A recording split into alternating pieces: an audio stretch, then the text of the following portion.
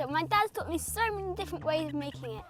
It originally comes from Italy, so today I'm going to make some sun-dried tomato pesto. And what you're going to need, sun-dried tomatoes, garlic, parmesan and some olive oil. What you're going to need first, you're going to need 1 clove of garlic, and you're just going to give that a little chop up, and then you're going to use a pestle mortar to bash it up. You're just going to cut the garlic up a bit.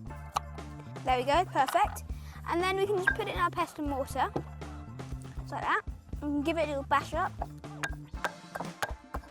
Spin around, just like that. There we go, that's about ready. And now we're going to move on to our sun-dried tomatoes. We're going to use all of these. We're just going to tear them up and put them in there. And sun-dried tomatoes just dried in the sun. And we're just going to bash that up with the garlic. Get that into a paste, sort of consistency. So you can use a food processor, but I think with the pestle mortar it's so much more fun. You can see it's getting a lot mushier than it was. So now I'm going to give my hands a wash. And now we can move on to the parmesan. I'm just going to get a grater, probably just cut a bit of the parmesan, so you don't have to hold the whole big bit of parmesan. Just do that.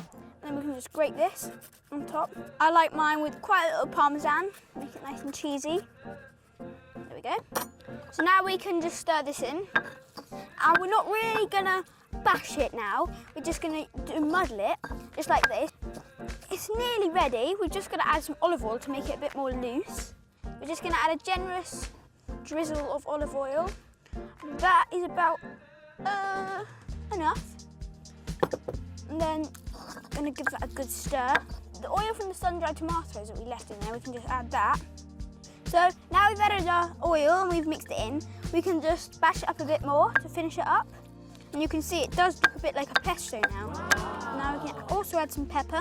I think it's done, but we have to have a little taste before. It's really good.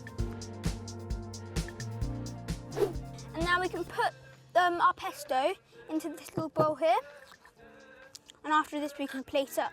So this is my pesto, and now I'm going to plate it up with a piece of bread. Some bread here, you can get a slice. And now we're just going to spread some pesto onto our toast. We'll just use the back of the spoon to spread it on.